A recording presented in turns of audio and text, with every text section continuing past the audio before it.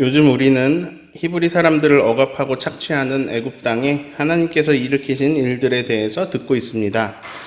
모세 14번째 시간에 강물이 피로 변한 것에 대한 말씀을 드렸습니다. 이 주에 저는요, 한 가지 재앙을 다뤘습니다. 그 다음 시간에는 몇 가지 재앙을 다뤘을까요? 제목 보시면 알 수 있어요. 두 가지입니다. 그 다음 16번째 시간에는 몇 가지 재앙을 다뤘을까요? 한 가지입니다. 그 다음에는 몇 가지 재앙을 다뤘을까요? 두 가지입니다. 자, 지난주에는 몇 가지 재앙을 다뤘을까요? 한 가지입니다. 자, 그럼 오늘은 몇 가지 재앙에 대해 말을 할 것 같아요? 두 가지입니다. 자, 순서를 이렇게 했습니다. 눈치 빠른 분들은 어떤 패턴을 발견하실 거예요. 자, 하나, 둘, 하나, 둘 이렇게 진행하고 있습니다. 의도적으로 그렇게 한 거냐? 네, 성경 본문 분량이 그렇게 진행되게 얇았기도 하고요. 또 의도한 부분도 있습니다. 제가 전에 이런 말씀을 드렸습니다. 우리는 10가지 재앙을 내리는 걸 알고 있어요. 이 순서까지 다 외우신 분도 계십니다. 그런데 저는 뒷부분을 미리 알고 듣지 말고 미래를 모르는 상태에서 지금 여기서 일어나는 일들처럼 생각하면서 듣자라고 하였습니다. 그래야 이 말씀들이 그들의 사건이 아니라 지금 그리고 여기서 일어나고 있는 나의 사건으로 여겨지는데 도움이 될 것 같았기 때문입니다. 지나고 나니 알게 되는 게 있습니다. 자, 우리는 미래는 모릅니다. 그러나 지나온 과거는 되돌아볼 수 있죠. 지나고 나서 보니까요, 이 재앙들의 어떤 사이클이 있었네요. 오늘 메뚜기와 흑암 이 두 가지 재앙까지 더하면 이제 총 9가지 재앙인데요. 3번의 사이클이 돈 거예요. 그럼 한 사이클에는 몇 가지 재앙이 일어났을까요? 3가지입니다. 자, 3가지씩 3번의 재앙이 온 거예요. 자, 지나고 나서 보니까요, 이 재앙들이 이런 모양의 구조를 가집니다. 한 사이클에 3가지의 재앙이 일어나고 그게 3번 반복돼서 9번의 재앙이 내린 거예요. 그리고 이건 이제 점점 심해지면서 10번째 재앙에 가서 그 강도가 절정에 이르게 됩니다. 바로가 도저히 버틸 수 없게 되죠. 맨 처음에는 아론의 지팡이를 던지니까 뱀이 된 사건이 나오고요. 저는 이제 먹는 걸 좋아하니까 이거를 음식에 따지면 에피타이저 같은 거죠. 지팡이를 던졌더니 뱀이 됐어요. 그리고 이제 코스 요리가 시작되는데 막 점점 강력한 요리가 등장하는 구조로 이렇게 출애굽기 말씀이 기록되어 있습니다. 자, 한 사이클에 3가지 일이 일어나는데요. 빨간색 보시면 됩니다. 한 사이클 안에서 첫 번째 재앙에서는 하나님이 모세와 아론을 바로에게 보내시는데요. 시간까지 알려주시면서 말씀하십니다. 시간은 3번 다 아침이에요. 그리고 이제 장소도 알려주시기도 합니다. 이런 식으로 명확하게 말씀하십니다. 바로 앞에 서라. 네. 아침에 바로가 나일강에 아침에 나온다. 나일강에 나가서 바로 앞에 서라. 한 사이클 안에서 이제 첫 번째 재앙은 첫 번째, 네 번째, 7번째 재앙이죠. 자, 첫 번째 피 재앙은 아침에 나일강가로 가서 바로 앞에 서라. 네 번째 파리 재앙은 물 있는 곳으로 가면 바로가 나올 것이니 거기 바로 앞에 서라. 우박 재앙도 마찬가지입니다. 7번째 아침에 일찍 일어나 바로 앞에 서라. 자, 한 사이클 안에서 두 번째 재앙도 바로에게 사전 경고를 주십니다. 바로를 만나는 시간은 기록되지 않고요. 네. 서술 형식도 이런 식으로 좀 바뀝니다. 바로에게 가라. 두 번째, 네 번째, 5번째 이 재앙이 그렇습니다. 그리고 이제 한 사이클 안에서 3번째 재앙은 바로에게 경고도 하지 않고 곧바로 발생합니다. 백성을 안 보내면 이런 재앙이 올 거야. 이런 설명이 없이 그냥 모세의 손짓 하나에 3번째, 6번째, 9번째 재앙이 내립니다. 오늘은 8번째 메뚜기 재앙 그리고 9번째 흑암 재앙에 관한 말씀을 함께 묵상합니다. 모세 19번째 시간입니다. 자, 이번에도 다른 재앙들과 마찬가지로 같은 패턴을 반복합니다. 바로는 말씀을 거역하고요. 재앙이 내리고요. 말씀을 듣겠다고 하고요. 재앙이 끝나고 바로가 말씀을 거역합니다. 자, 이런 내용이 반복되어 왔잖아요. 이 재앙이 점점 강해지고 있었고요. 그리고 각 재앙마다 특징이 있었는데요. 오늘은 이제 저 내용 빼고 그 특징들만 살펴봅니다. 메뚜기 재앙은 메뚜기가 날아왔다는 겁니다. 모세가 지팡이를 들자 하나님이 동풍을 일으키십니다. 얼만큼 불었는지 기억하면 좋겠는데요. 13절을 읽습니다.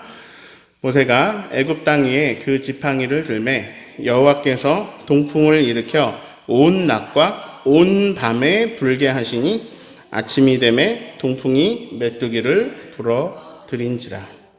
자, 바람이 10초, 막 10분 이렇게 분 게 아니고 하루 종일 분 거예요.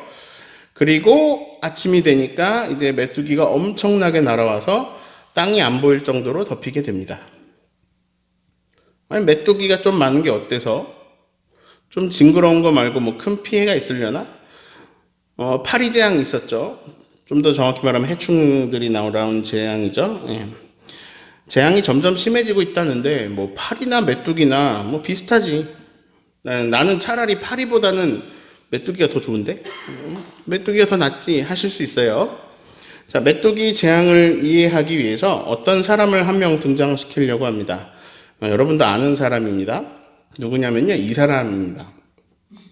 이 사람의 성격은 온순합니다. 느리고요, 잘 안 움직이고요, 순한 건지 귀찮은 건지 알 수 없지만 아무튼 아기 때도 순했고요, 대학 다닐 때도 순했고요, 노인이 되어도 순할 것 같습니다. 그런데 이 사람이 특징이 있습니다. 사나워질 때가 있어요. 온순한 이 사람이 사나워질 때가 있습니다. 그때는 돈가스를 넣어주면 됩니다. 그러면 다시 온순해집니다. 예. 굉장히 다루기 쉬운 사람입니다. 예. 먹을 것만 있으면 딱히 불만이 없는 사람이에요. 그런데 먹을 게 없으면 온 세상 모든 것에 불만을 품고 거칠어집니다. 메뚜기 재앙이 왜 무서우냐? 메뚜기는 자기 몸무게의 3배까지도 먹어치운다고 합니다. 제가 100kg가 넘고 좀 먹성이 좋은데요, 제가 제 몸무게만큼 먹지 못하거든요. 지난주에 우박 재앙이 내렸죠. 하나님이 애굽 사람들에게도 기회를 줬습니다. 들에 있지 말고 대피해라. 하나님을 두려워한 사람들, 그 사람의 가족들, 짐승들 다 집안으로 대피했습니다. 그런데 문제가 있었어요. 식물은 대피시키지 못했어요. 발이 없잖아요. 농작물 못 움직이니까 우박에 맞아서 상해버렸어요. 심각한 식량난에 발생하게 된 거죠.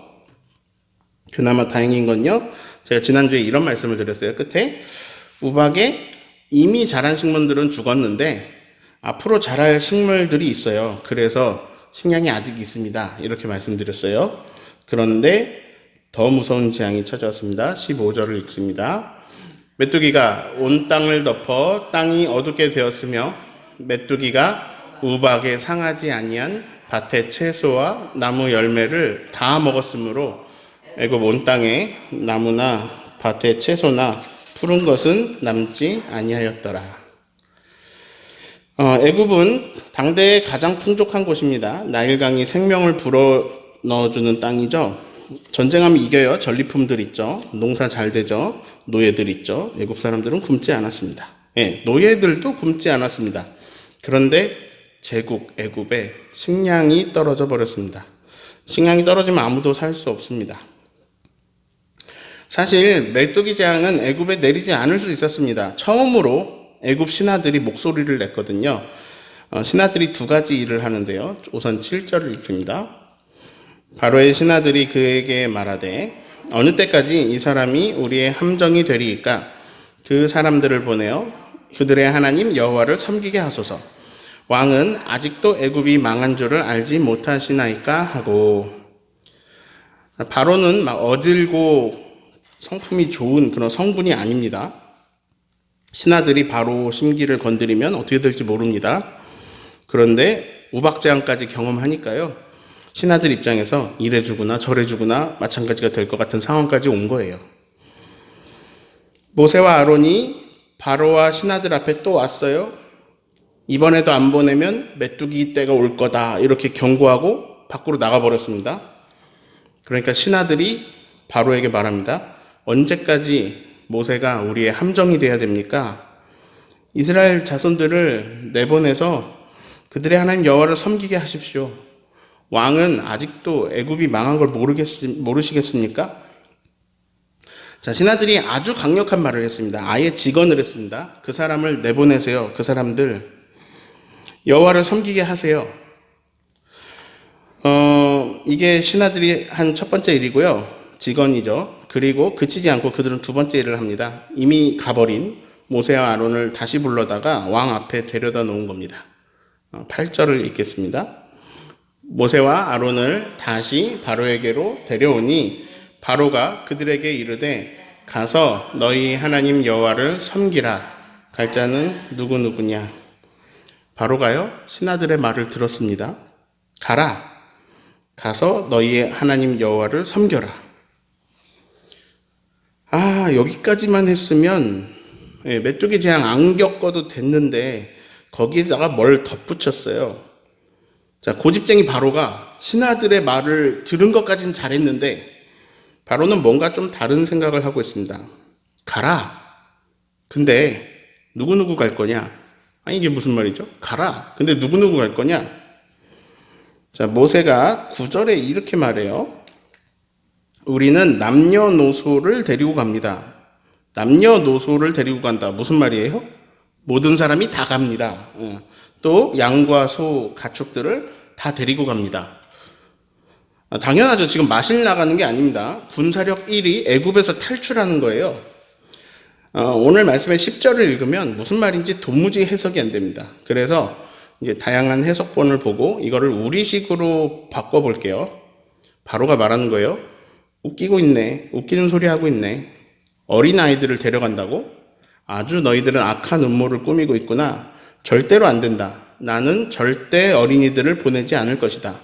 가라. 가는데 대신에 남자 어른들만 가서 여호와를 섬겨라.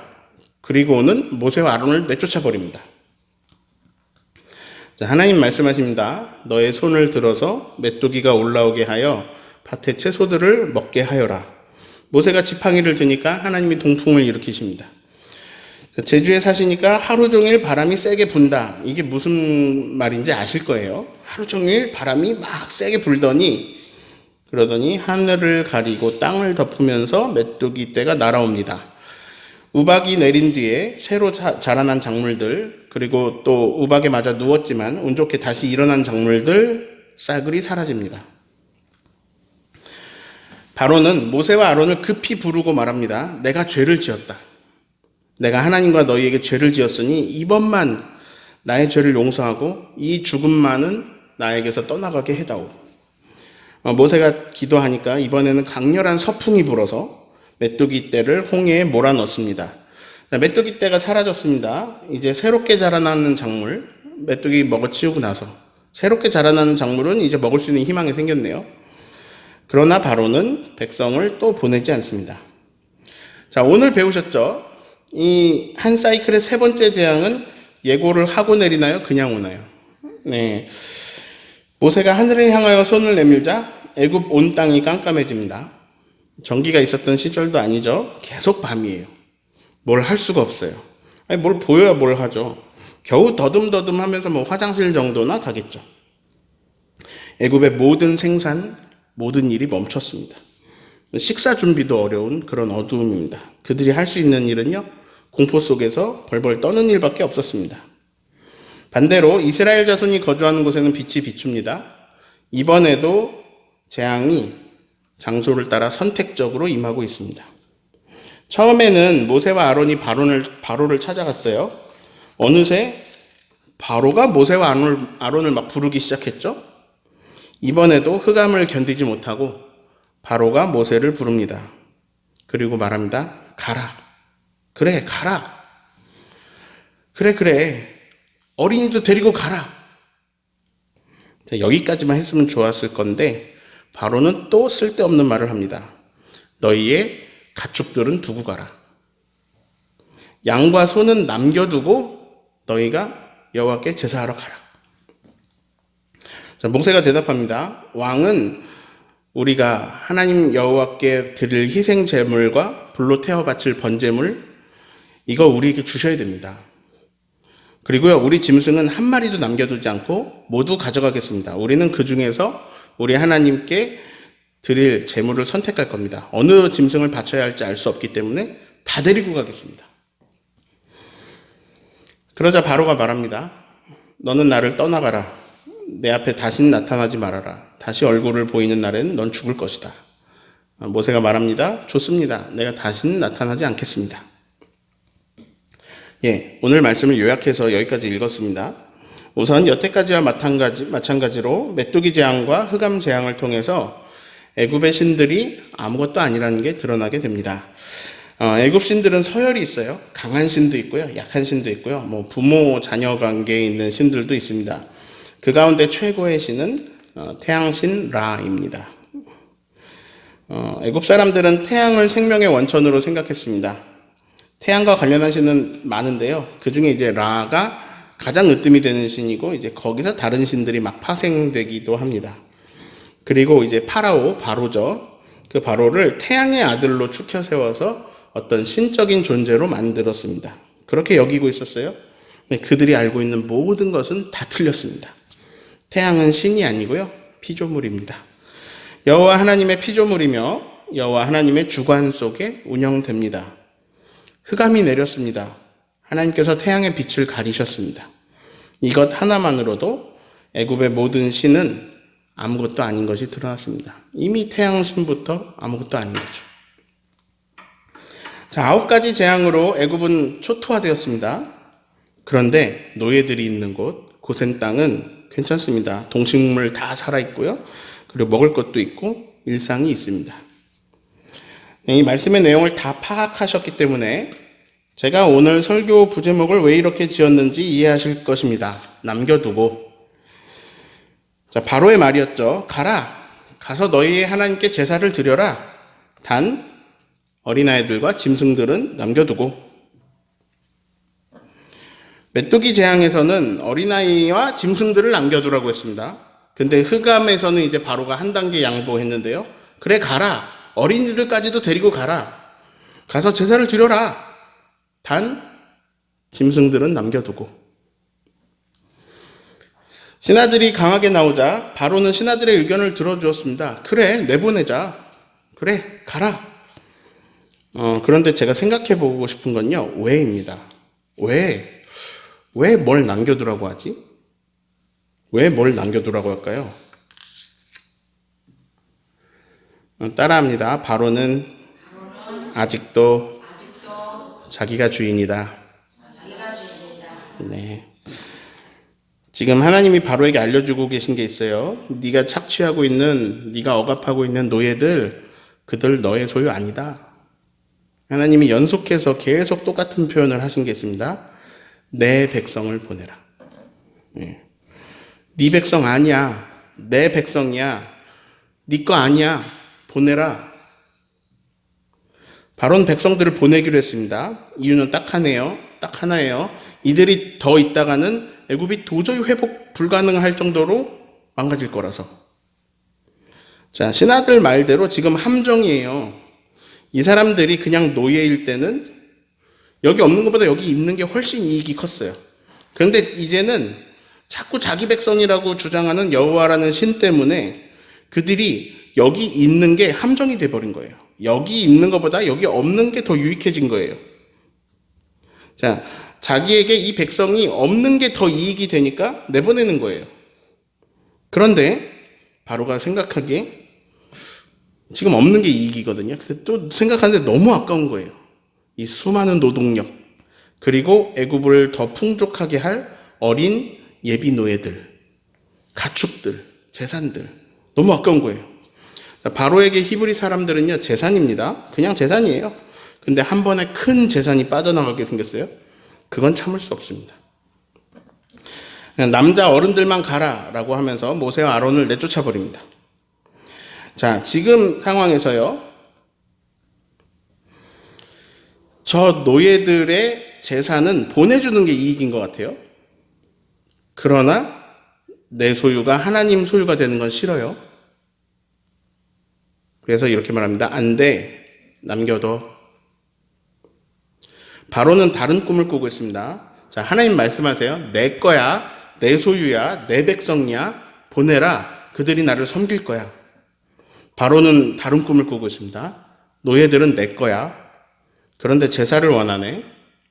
그래, 노동력 잠깐 멈추고 제사 보내주지 뭐. 그들은 제사 다녀와서 계속 내 노예야. 자, 요즘 말로 쉽게 말하겠습니다. 바로가 뭘 남겨두라고 한 건요, 돈 때문입니다. 재산 때문이에요. 재산을 돈이라고 할게요. 그래, 가. 근데 다른 돈이라도 남겨두고 가. 바로는 어린 노예들만큼은 잡고 싶었던 걸까요? 어른들은 놓쳐도? 아니요. 그런 면에서는 바로가 아주 머리가 잘 돌아갑니다. 자, 어른 남자들을 보내주고 있지만 사실 보내주고 있지 않습니다. 자, 입으로는 가라 이렇게 말하고 있지만 속으로는 가지 말아라 하고 하는 거예요. 자, 장정들이 사흘길 광야로 갔어요. 근데 자녀들이 애굽에 있어요. 그럼 그들이 가나안으로 갈까요? 애굽으로 갈까요? 당연히 애굽으로 갑니다. 바로는 이건 아는 겁니다. 이런 말이에요. 응, 가서 제사해. 잘해. 그리고 빨리 와. 여기 와서 또 일해. 벽돌 구워. 람셋 지어. 근데 제사하러 갔다 온 동안 일 못한 거, 그것까지 다 해. 제사는 갔다 와도 되는데 분량은 줄어들지 않는다. 그런 자세였는데요. 근데 메뚜기 재앙이 왔어요. 메뚜기가 너무너무 고통스러웠어요. 애국에 먹을 게 없으면 사나워지는 사람들이 막 많았나 보죠. 바로가 한껏 양보합니다. 어린이들도 데리고 가. 근데 가축들은 남겨두고. 자, 사실상 이미 해방이 이루어졌습니다. 가축들 두고 가면 되잖아요. 사람들만 다 빠져나가면 되잖아요. 바로는요, 노예들이 제사 갔다가 다시 오기를 바라고 있습니다. 그러든 말든, 바로가 그러든 말든 다 빠져나와서 이제 안 돌아가면 되잖아요, 사람들.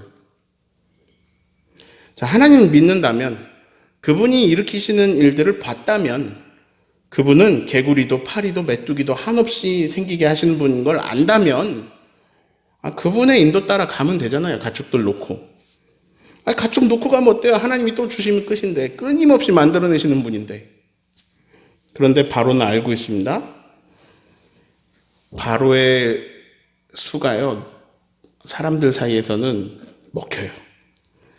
바로의 수는 그들의 가축을 가지고 가는 걸 넘어서 있습니다. 바로는 알고 있습니다. 여기에 가축을 남겨두고 간다면 그들은 다시 돌아올 것이다. 자, 이스라엘 사람들의 바로에게는요, 바로 입장에서는 이스라엘 사람들이 돈이죠. 요즘 말로. 바로는 돈 조금도 잃기 싫어합니다. 그런데요, 가축은요, 이스라엘 사람들에게는 돈입니다. 똑같아요. 그들도 돈 조금도 잃기 싫어합니다. 즉, 그들은 돈 때문에 돌아올 겁니다. 자, 그들은 돈도 여기 두고 못 갈 겁니다. 광야 가서 후딱 예배하고 얼른 돌아와서 자기 돈이 잘 있나 볼 겁니다. 그들은 평생 노예로 살아왔습니다. 근데 이제 자유인으로 살 수 있습니다. 모든 것의 주인이신 하나님을 섬기면서요. 그러나 그들은 하나님을 섬기면서 자유인으로 사는 걸 택하지 않고 자기 돈을 잃지 않고 노예로 사는 것을 선택할 것입니다. 광야로 가는 길에 여론이 일어나고 그리고 분열이 일어나고 광야로 가지도 않고 애굽에 눌러 앉는 사람들이 나올 겁니다. 이제 진지하게 생각할 시간입니다. 나에게 애굽은 무엇입니까?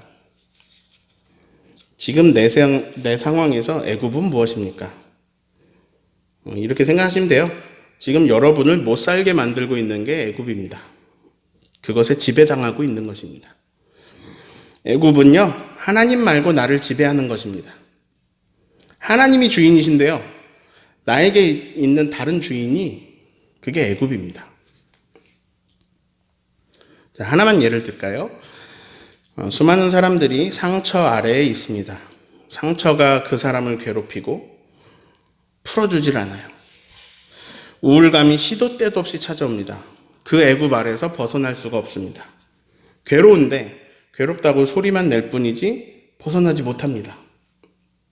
그런데 하나님께서 그 고통 소리를 들으시고 찾아오십니다. 그리고 나를 짓누르고 있는 상처에게 선언하십니다. 그 사람 네가 데리고 있으면 안 돼. 왜냐면 그는 내 백성이야. 그는 내 소유다. 상처 너는 그의 주인이 아니야. 내 백성을 보내라. 그는 나에게로 와서 나를 마음껏 예배하며 자유롭게 살 것이다. 막 하나님의 강권적인 역사들이 일어나고 치유가 일어나고 그 치유의 상처가 힘을 잃어갑니다. 점점 힘을 잃어가요. 그런데 그 상처가 다 아물기 전에, 다 없어지기 전에 한마디 합니다. 그래, 하나님한테 가. 근데 그건 남겨두고. 무언가를 남겨두고 하나님에게 가라고 합니다. 그 상처라는 애굽은 나를 놓아주고 있습니다. 그런데 어느 날 나는 상처에 남겨둔 나의 그 어떤 것에, 자책감에 다시 그 애굽으로 들어가 버립니다. 지금 저는요, 한 가지 애굽의 예를 들고 있습니다. 그런데 이제 나를 짓누르고, 나를 억압하고, 조종하고, 나를 지배하고, 나를 괴롭히고, 나를 못 살게 구는 그 애굽은요, 꼭 이런 말을 합니다. 이제 놔줄게. 치유가 일어나면 이제 놔줄게. 가라. 근데 그건 남겨두고. 우리는 하나님이 주인이라고 고백합니다. 내 가짜 주인이었던 애굽, 이걸 떠난 게 우리에게 너무 기쁜 일입니다. 그런데 문제는요, 그 애굽에 뭘 두고 왔습니다. 애굽에 돌아갈 여지를 남겨두고 왔습니다. 하나님만 주인 되시는 그런 자유한 삶에서 또 애굽의 수하로 돌아가는 걸 반복합니다. 그래서 내 삶에는 이상한 반복이 있습니다. 애굽하고요, 광야를 왔다 갔다 하는 겁니다. 애굽의 종되었다가 잠시 자유해졌다가 다시 종되었다가 성령의 다스림으로 인해 자유해졌다가 다시 나를 끌어들이는 애굽에 들어갑니다. 여태까지 살아온 애굽이 편하거든요. 자유는 불편해요.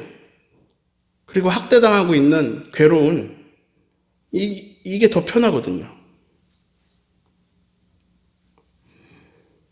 모세가 바로에게 말합니다. 아무것도 남겨두지 않을 겁니다. 모세의 말에는 이런 결연한 의지가 담겨 있어요. 우리는 여기로 다시는 오지 않습니다. 나는 당신의 얼굴을 다시 보지 않을 겁니다. 자, 인생은 선택입니다. 광야로 가서 가나안으로 갈 것인가? 애굽으로 갈 것인가? 애굽의 여지를 남겨두고 가는 건요, 하나님 주시는 가나안으로 가는 길에 큰 걸림돌입니다. 나를 괴롭히는 것으로 돌아가지 맙시다. 나를 선한 길로 이끄시는 분의 손을 잡읍시다. 오늘은 4월 3일입니다. 제주 4.3은 제주도민 10명 중에 1명이 희생된 정말 너무나 큰 애굽을 만난 아픈 역사입니다. 애굽이 이긴 것으로 보여질 때가 많습니다. 희생자는 아파할 뿐이죠. 억울할 뿐입니다. 아무리 봐도 애굽이 이긴 것처럼 보여서 짜증이 날 때도 있습니다. 그러나 하나님이 말씀하실 겁니다. 희생자들은 내 백성이다. 나의 소유다. 4월이네요. 세월호 희생자들에게 하나님이 말씀하실 겁니다. 그들은 내 백성이다. 자, 오늘의 히브리, 오늘의 억압받는 사람들, 수많은 사람들이 있습니다. 우리도 그 중에 한 명일 수 있습니다. 오늘의 히브리, 오늘의 아픔 있는 사람들에게 하나님 말씀하십니다. 내 백성이다. 풀어줘라. 저는, 그리고 여러분은 무엇에 짓눌려 있을까요? 무엇이 여러분을 죽이고 있습니까? 이런 결연한 의지로 선언할 수 있기를 바랍니다. 나는 다시는 여기 오지 않는다. 나의 주인은 하나님 외에는 없다. 자본에 노예된 세상에서 살아갑니다. 이 강력한 애굽에서 하나님만이 나의 주인이심을 선포하는 저와 여러분 되시기를 예수님의 이름으로 축원합니다.